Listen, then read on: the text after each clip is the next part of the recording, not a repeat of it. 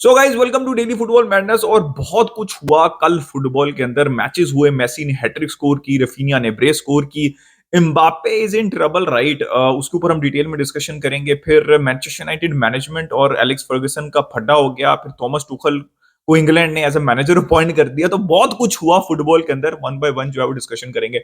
सबसे पहले तो भाई अर्जेंटीना ने 6-0 हरा दिया बोलीविया को, और मेसी ने हैट्रिक स्कोर की, और सिर्फ हैट्रिक नहीं स्कोर की, 2 असिस्ट भी दिए। So Messi is back in full rhythm. I think 1223 उनके गोल असिस्ट हो चुके हुए हैं 1100 से कम गेम्स के अंदर। This is absolutely crazy numbers right, which shows कि वो सिर्फ गोल स्कोरर नहीं है बल्कि वो क्रिएटर भी है। मतलब वो रन करते हैं सिस्टम को, और मेसी रन करते हैं इस अर्जेंटीना के सिस्टम को। अर्जेंटीना बहुत प्यारी फुटबॉल खेलते हुए दिखती है और काफी ज्यादा डायरेक्ट फुटबॉल खेलते हुए दिखती है जब मेसी फुल रिदम के अंदर होते हैं। तो मेसी जो है वो फुल रिदम के अंदर आ चुके हैं। आपको पता है कोपा अमेरिका से पहले और ड्यूरिंग कोपा अमेरिका मेसी के फिटनेस के इश्यूज चल रहे थे, जिसकी वजह से वो उतना ज्यादा पार्टिसिपेट नहीं कर सके थे जितना हमें नॉर्मली मेसी करते हुए हिस्टोरिकली दिखते हैं। बट मेसी इज बैक, और भाई बंदा यार, एक तो देखें उसने जो गोल स्कोर किए जो सेकंड और थर्ड था, that is absolutely world class यार। मतलब विंटेज मेसी के गोल थे वो। और इट्स क्रेजी भाई, बंदा जो है वो 37 का है and it's still running the system. That's the most important thing. He is मतलब वो जो जूलियन अल्वारेज का गोल था वो क्रिएटेड बाय मेसी, एवरीथिंग। मतलब आप देखें वो लुटारो मार्टिनेज का गोल चेक करें।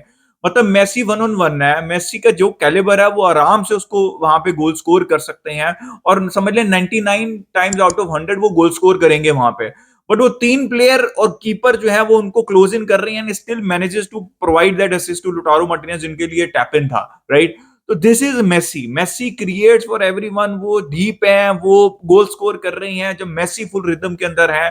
तो this has been Messi for the last almost 17-18 years और may be 20 years, close to 20 years। This has been Messi.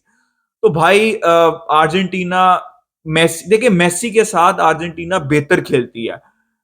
क्या मेसी के बगैर अर्जेंटीना सरवाइव नहीं कर पाएगी? आई थिंक कर पाएगी। लेकिन मेसी के साथ, मेसी रन्स द सिस्टम जैसे मैंने एक्सप्लेन किया, और अब मेसी को सपोर्ट भी है। तो सबसे अच्छी टीम बात है इस टीम की, और क्लोनी ने जो इंजेक्ट की है इस टीम के अंदर, वो एज ए यूनिट खेलते हैं। आप देखिए जितने भी गोल स्कोर किए, हर चीज दे, मतलब दे सेलिब्रेट लाइक, मतलब कि शायद अपना गोल है राइट। मेसी दूसरों का गोल ऐसे सेलिब्रेट करते हैं जैसे वो अपना, उन्होंने खुद गोल किया। इसी तरह बाकी टीममेट्स भी हैं। और भाई मेसी, लुटारो मार्टिनेज, उनका वर्ल्ड कप अच्छा नहीं था, मैं तब भी बोला था कि भाई he has been brilliant for Argentina. Then Julian Alvarez, this trio is good भाई, क्योंकि मेसी अगर इनके लिए चांसेस क्रिएट करते हैं तो that was a very good finish from Julian Alvarez also right. तो ये सारे प्लेयर जो है ना बड़े अच्छे टेक्निकल हैं और सेल्फिश नहीं है इनमें से कोई प्लेयर, ठीक है। तो अगर जैसे मेसी का पहला गोल लुटारो मार्टिनेज की एफर्ट से क्रिएट हुआ था, ठीक है, इसी तरह junior Alvarez is working so hard all the time. इसी तरह midfield, I think this is very close to the perfect 11, जो कि शायद ये सोच रहे होंगे कि 2026 के वर्ल्ड कप तक जो है वो वर्क कर सकती है। एंजो बहुत ज्यादा, एंजो है, फिर डिपॉल है, फिर मैकेलिस्टर है, बहुत ज्यादा एजाइल मिडफील्ड है, क्रिएटिविटी भी है यहाँ पे। And then you have these three players up front, then you have Otamendi, you have Cuti Romero, और फिर फुल बैक्स हैं आपके। तो this looks a very good team. लेकिन this is not a world class squad, but this is a world class team with a world class unity. That is the most important. मतलब world class unity की वजह से ये team world class बन रही है और इतना कुछ जीत रही है।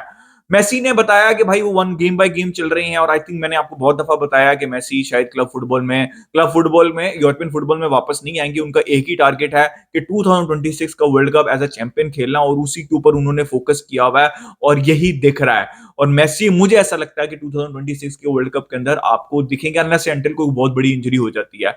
तो भाई मेसी वाज ब्रिलियंट भाई, बंदा क्या चीज है यार। मतलब कैसे यार वो दो गोल, आप दूसरे सेकंड और थर्ड गोल चेक करें, आप जोनाल अल्वारेज को वो जो आप असिस्ट चेक करें, फिर he was close to scoring a free kick also. मतलब he is doing everything still at 37 यार, इट इज एब्सोल्युटली क्रेजी। उसके बाद भाई Brazil much needed win, 4-0 win against Peru. Raphinha has been brilliant. I know 2 penalty उन्होंने score की, but मुझे खुशी ये है कि फाइनली मैनेजर जो है वो आइडेंटिफाई कर रहे हैं। सिर्फ ब्राजील का मैनेजर नहीं, बार्सिलोना के मैनेजर भी ये आइडेंटिफाई कर रहे हैं कि जो मैं बहुत अरसे से बात बोलता रहा हूं कि रफीनिया की जो बेस्ट पोजीशन है वो वन ऑन वन सिचुएशन नहीं है। He is not a pure winger जो कि ब्राजील से निकलते हैं। इसलिए अक्सर कहा जाता था फेक पासपोर्ट और ये और वो। ही इज भाई अ सेंट्रल प्लेयर। अगर आप उनको हाफ स्पेसेस में खिलाएंगे, सेंट्रली खिलाएंगे, इन्वर्टेड खिलाएंगे, he will do the job for you. And this is exactly what has been working. He is playing centrally also Brazil for Brazil, and I hope this continues. By so brilliant game from Brazil also. Rafinha के 2 गोल, he has been crazy. He is on fire right now. अब आ जाते हैं Mbappe के update के ऊपर। भाई Mbappe could be in trouble, but भाई देखो मैं आपको बैकग्राउंड बता देता हूँ। वो लैंग्वेज नहीं यूज कर रहा, उनके ऊपर जो है वो ज्यादती के, मैं वो वर्ड नहीं यूज कर रहा, ज्यादती के जो है वो इल्जाम लगे हैं स्वीडन के अंदर। वो अपने दोस्तों के साथ गए थे और एक स्वीडिश होटल के ऊपर, और एक्यूज हैं, वो एक्यूज्ड हैं। अभी कोई चीज प्रूव नहीं हुई। स्वीडिश की जो लोकल गवर्नमेंट है या पुलिस है वो इस चीज को इन्वेस्टिगेट कर रही है। देखिए भाई, जब तक चीजें बाहर नहीं आती, क्योंकि ये पास्ट के अंदर चीजें सच भी निकलती हैं और झूठ भी निकलती हैं, और let's wait for it, right. If this is true, Mbappe could be in real real trouble, because भाई आजकल की दुनिया में ये चीजें जो है वो इतनी इजी जाने नहीं देता मीडिया, तो और जाने देनी भी नहीं चाहिए अगर दिस इज ट्रू। एंड अगर ये ट्रू है, if it is not true then all good, Mbappe will continue. And if this true, how stupid of Mbappe यार, मतलब how stupid this could be, मतलब आपके। ओके, खैर अभी इसको न्यूज़ डेवलप होगी तो हम जो है वो फर्दर डिस्कशन करेंगे, but this was a crazy news that came up. अब आ जाते हैं थॉमस टुखल, और उसके बाद हम सर एलेक्स फर्गसन को भी discuss. Thomas Tuchel has been appointed as a England manager, और डेली मेल कह रहा है डार्क डे। अबे भाई कौन-सा अच्छा दिन था, कौन-सा ब्राइट डे था?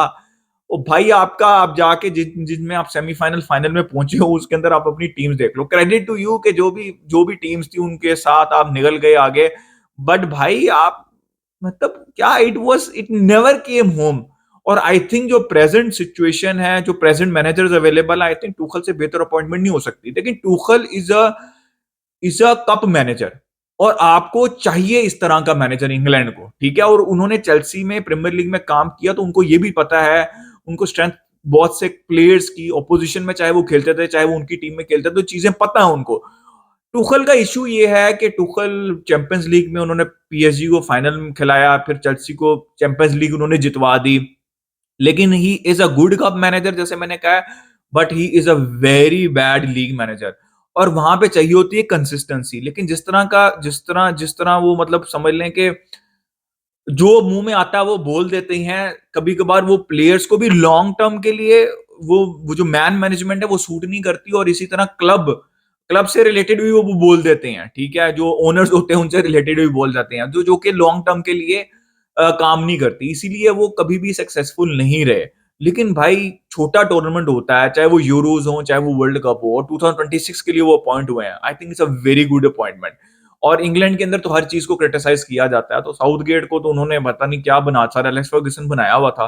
तो शायद sir Alex Ferguson Southgate के सामने तो तुखल उनको इतने अच्छे नहीं लगेंगे। खैर भाई, सर एलेक्स फर्गसन की बात कर रहे थे, और इनियोस रेडक्लिफ जो न्यू मैनेजमेंट है, उन्होंने सर एलेक्स फर्गसन को डिसरिस्पेक्ट किया। क्या ये डिसरिस्पेक्ट है या नहीं, इसके ऊपर हम थोड़ी सी डिस्कशन कर लेते हैं।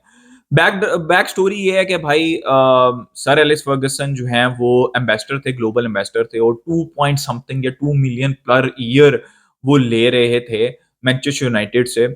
और वो एग्जीक्यूटिव मेंबर भी थे, जिसकी वजह से वो बहुत सी चीजों में इन्वॉल्व थे, वो ड्रेसिंग रूम में भी जाते थे। लेकिन लेट्स बी ऑनेस्ट, मतलब हमने ये बहुत दफा डिस्कशन किया, I think Manchester United fans ने भी ये बहुत दफा डिस्कशन किया, और मैंने ये चीजें सुनी है मैनचेस्टर यूनाइटेड फैंस से। Yeah, Sir Alex Ferguson is still involved in appointing managers, in bringing in players, in everything related to Manchester United. वो प्रीवियस टेन्योर में ऑब्वियसली ये टेक ओवर हुआ है, नई मैनेजमेंट आई है, and may be they are thinking कि नहीं भाई, हमें इतनी ज्यादा इन्वॉल्वमेंट नहीं चाहिए। तो मैनेजर जैसे क्रिस्टियानो रोनाल्डो का केस एग्जांपल, एक छोटी सी एग्जांपल आई है, उसके केस के अंदर भी सर एलेक्स फर्गसन का रोल बहुत बड़ा था, ठीक है, उनको लाने में। तो sir Alex Fergusson is actually, मतलब वो इन्वॉल्व हैं बहुत से ऑपरेशंस में, मैक्सिमम ऑपरेशंस में, या थे, ठीक है। अब तो थे हो गए ना। तो अगर आप उनके पर्सपेक्टिव से, नए मैनेजमेंट की पर्सपेक्टिव से सोचें कि यार we have to take decisions, we will be responsible, और हम एक डिफरेंट डायरेक्शन में जाना चाह रहे हैं, we respect the manager, he has been a legend.